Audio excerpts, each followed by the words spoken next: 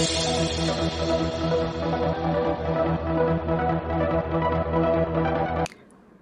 Hello నమస్తే, welcome back to our channel మన వైజాగ్. ఈరోజు మన వైజాగ్ క్యాండిడేట్ కాన్వర్జేషన్లో we have a celebrity director with us.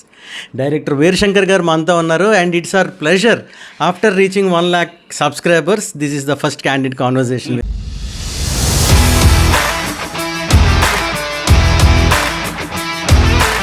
Sir, welcome to Vizag and welcome to the city of destiny. Thank you. And sir, before going into our conversation, మీ గురించి, మీ చిన్నతనం గురించి చెప్పండి. నాకు మొత్తం బయోగ్రఫీ ఇప్పుడు. నేను యాక్చువల్గా మేము తెలుగు వాళ్ళమే, తణుకు ప్రాంతంలో ఉన్నాం. బట్ నేను పుట్టిన క్రితం మా పేరెంట్స్ మైగ్రేట్ అయిపోయారు కర్ణాటక. అంటే తుంగభద్ర ప్రాజెక్ట్ వచ్చి అక్కడ ల్యాండ్స్ అన్నీ ఫార్మింగ్కి అనువుగా వచ్చినాయి. సో మన తెలుగు వాళ్ళు తెలిసిందే కదా, ఎక్కడ వ్యవసాయం ఉంటే అక్కడికి వెళ్తారు. సో మా ఊరు చోటం, తణుకు పక్కన చోటం అనే విలేజ్. ఒకే రోజు 30 ఫ్యామిలీస్ అక్కడి నుంచి మైగ్రేట్ అయ్యారు ఒకే ఊరి. అంటే అక్కడ 200 రూపీస్ అంతా ఎకరా. ఇక్కడ ఒక ఎకరా అమ్మితే అక్కడ ఒక 20 ఎకరాలు 30 ఎకరాలు అప్పుడు అలా వచ్చాయి. అక్కడి నుంచి నా బాల్యం అంతా కర్ణాటక. మాది రాయచూరు జిల్లాలో కారటగి అంచనాల క్యాంప్ అని ఉంటాయి, దానిపైన బసవಣ್ణ క్యాంప్ మాది. ఫస్ట్ గుండమ్మ క్యాంప్ అని అక్కడ పెట్టారు, తర్వాత విద్యానగర్ అని దానికి వీళ్ళే పేరు పెట్టా ఊరికి, గంగావతికి ముందే. అక్కడ స్కూల్ పర్మనెంట్ స్ట్రక్చర్ కట్టారు. కట్టిన తర్వాత 7th వరకు ఓకే, తర్వాత మళ్ళీ 8th 9th 10th so high school కావాలి. అప్పుడు గొట్టిపాటి వెంకటరత్నం గారు అని అక్కడ పెద్ద ల్యాండ్ లార్డ్ అయినా, ఆయన 1 lakh డొనేట్ చేస్తే హై స్కూల్ కన్స్ట్రక్షన్ స్టార్ట్ చేశారు. ఫస్ట్ నేను చూసిన సెలబ్రిటీ ఎస్పి బాలసుబ్రహ్మణ్యం గారు. ఆయనతోటి ఒక స్టార్ నైట్ ప్రోగ్రామ్ ఏర్పాటు చేశారు ఫండ్ రైజింగ్ కోసం. అప్పట్లో 200 రూపీస్ అమ్మారు టికెట్, అది చాలా హయ్యెస్ట్ అనమాట అది. అలా ఎస్వి బాలసుబ్రహ్మణ్యం గారు ప్రోగ్రాం వల్ల కూడా మా స్కూల్కి ఆయన డొనేట్ ఆయన కాంట్రిబ్యూషన్ ఉన్నట్టు అట్లా. సో అక్కడ నా చిన్నతనం అంతా అక్కడ జరిగిన స్కూలింగ్ అంతా. తర్వాత భీమవరం, మా అన్నయ్య పెద్ద అన్నయ్య ఇక్కడ చదివేవాడు డీనర్ కాలేజీలో బీఎస్సీ అవుతుండగా, ఎలాగూ 10th తర్వాత కాలేజీకి వేరే చోటకి వెళ్ళాలి కదా అని 9th నన్ను భీమవరంలో తీసుకొచ్చాడు. భీమవరం చంద్రపడి బాపరాజు హై స్కూల్లో 9th 10th అక్కడ చేశాను. దాని తర్వాత ఇంటర్కి మళ్ళీ మా అమ్మమ్మ గారు తణుకు దగ్గర కదా, ఇంటర్ అయిన తర్వాత సినిమా ఫీల్డ్కి వెళ్ళాలనేది ఒక స్టార్ట్ అయింది. అక్కడి నుంచి సినీ ఫీల్డ్కి వచ్చాక విఆర్ ప్రతాప్ అని, అప్పటికి సీనియర్ మోస్ట్ అసోసియేట్, 8 years, అప్పటికే 8 years నుంచి ఫీల్డ్లో ఉన్నాడు. ఆయన కోటంక్ష దగ్గర పనిచేస్తున్నారు.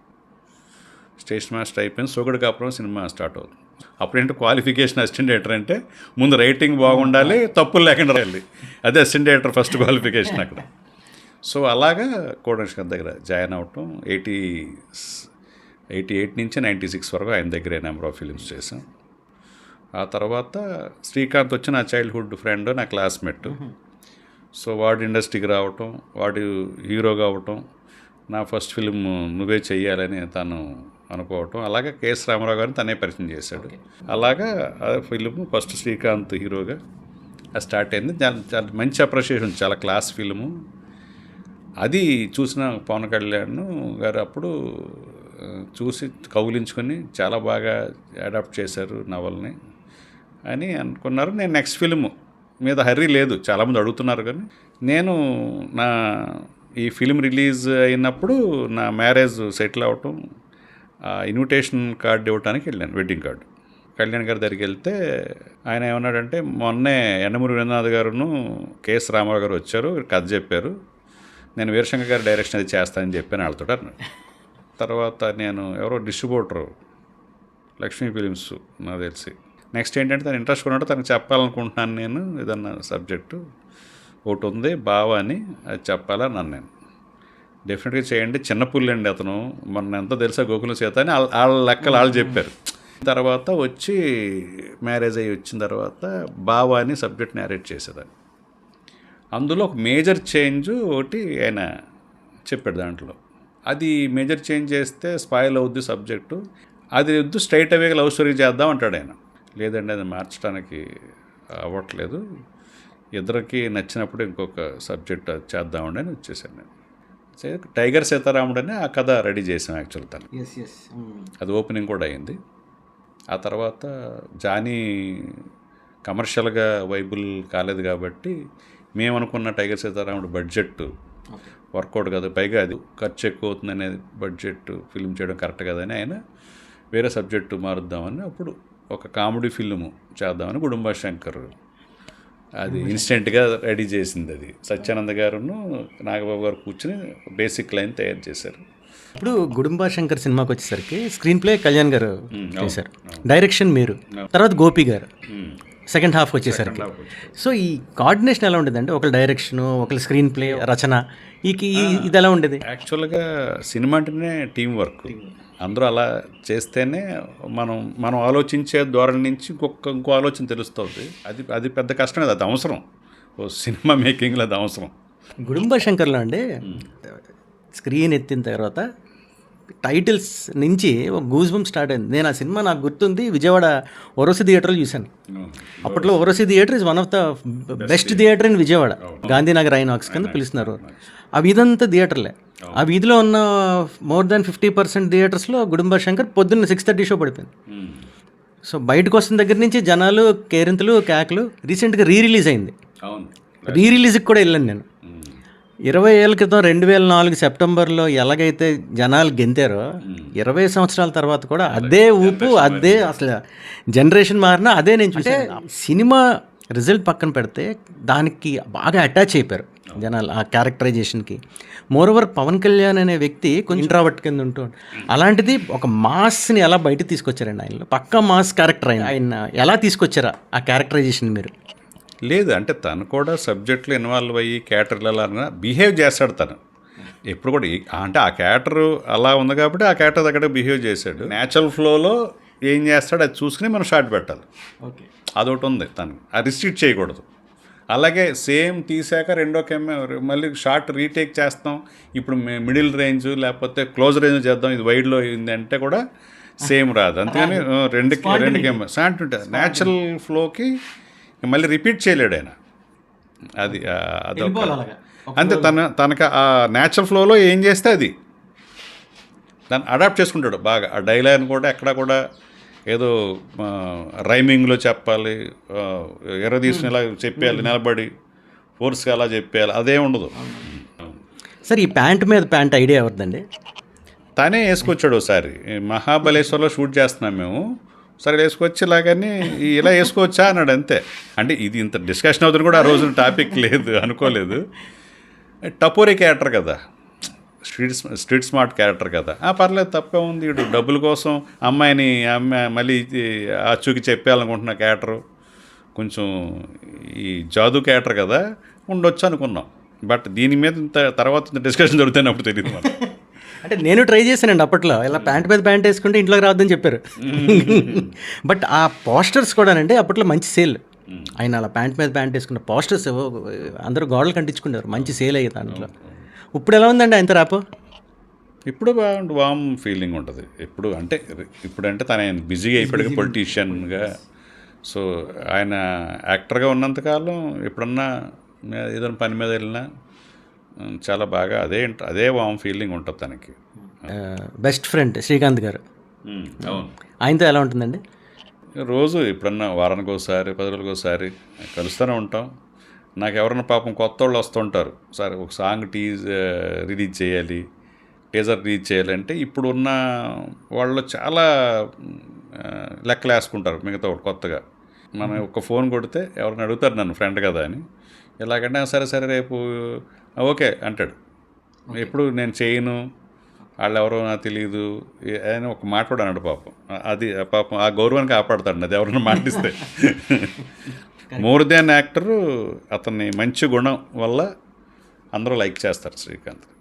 ఈ చైల్డ్హుడ్ నుంచి మా ఫ్రెండ్, అలాంటి వాడు ఫ్రెండ్ అవటం మనం నిజంగా అదృష్టమే కదా. అలాంటి ఫ్రెండ్ ఉండడం గొప్పగా చెప్పుకోవచ్చు, అంత మంచి ఫ్రెండ్.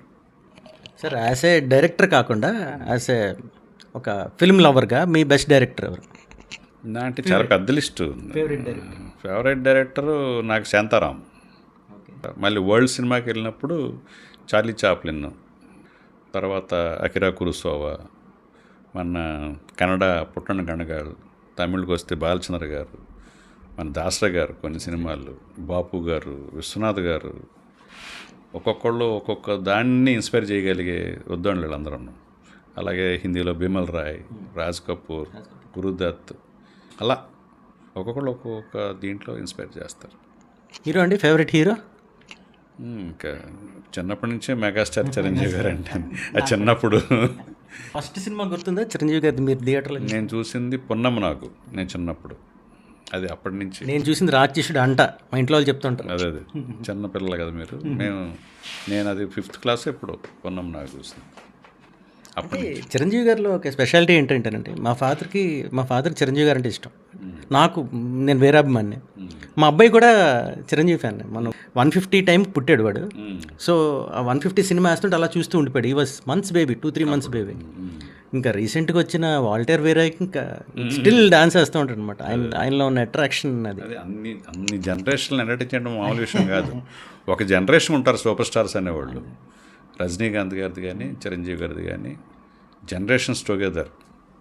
ఇప్పుడు అమితాబ్ బచ్చన్ గారు ఒక పెద్ద క్యారెక్టర్ ఆర్టిస్టే, గొప్ప నటుడుగా, అది వేరు. కానీ వీళ్ళు మెయిన్ స్ట్రీమ్ హీరోలుగా లీడ్ రోల్ చేస్తూ ఈ జనరేషన్లను కూడా అలరించడం అనేది మామూలు విషయం కాదు. కానీ ఈ ముగ్గురిది ప్రత్యేకమైన స్క్రీన్ ప్రజెన్స్.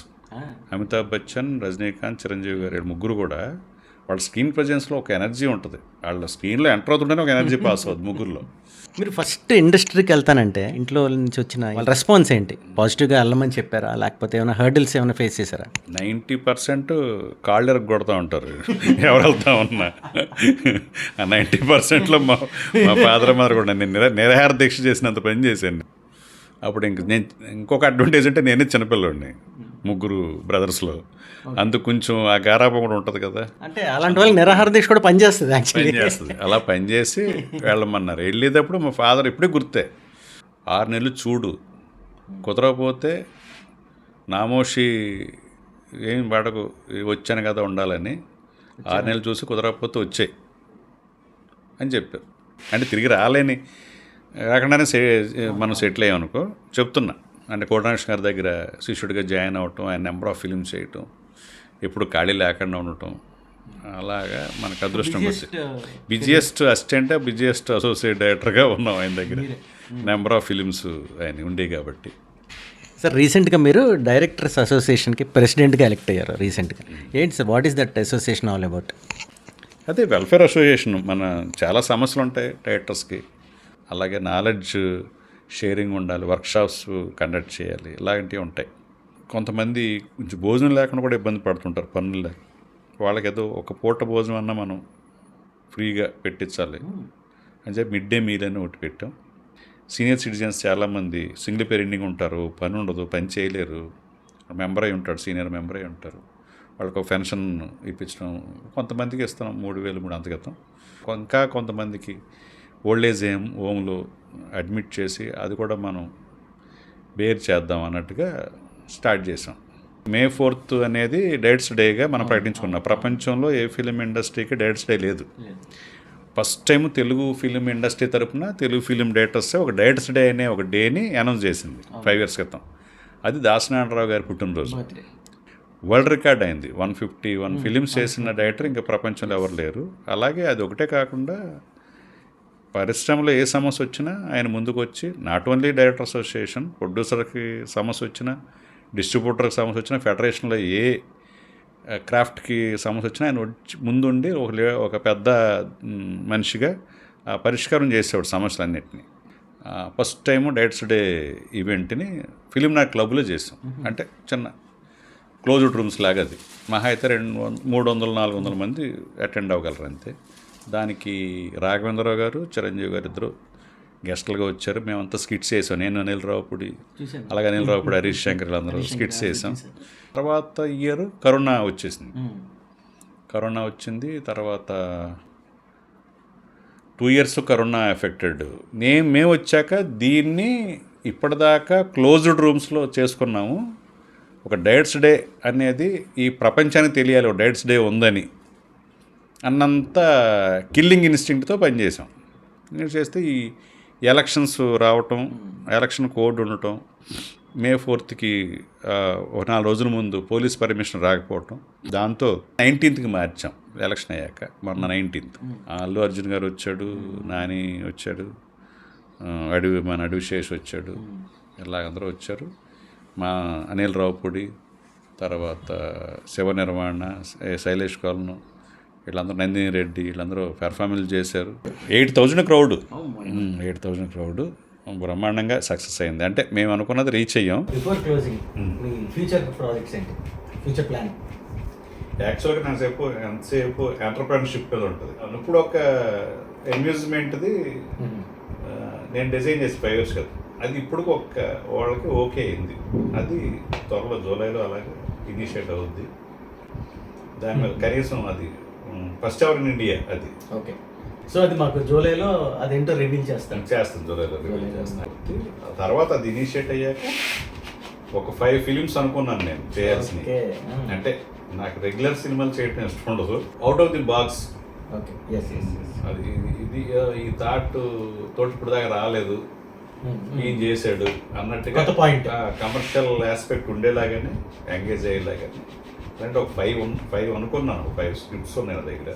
అవి ఇయర్కి ఒకటి చేసి చాలు, ఈ ప్రాజెక్ట్ చేస్తూ ఇయర్కి ఒక ఫిలిం. అవి అసలు ఇప్పుడు దాకా చేసిన వీరశంకర్ సినిమాలు వేరు, 5 వేరు. అంత ఎఫర్ట్ చేయాలి, అంత డెడికేట్ చేయాలి. So after the amusement park project సంవత్సరంకి ఒక సినిమా, ఆ సంవత్సరంకి వచ్చే ప్రతి సినిమా సూపర్ డూపర్ హిట్ అవ్వాలి. అండ్ అలాగే సెప్టెంబర్లో మన గుడుంబ శంకర్ 20 years, దాని గురించి మళ్ళీ మనం సెప్టెంబర్లో మాట్లాడదాం సార్. అంతవరకు stay tune to our channel మన Vizag and follow us on Instagram and Facebook.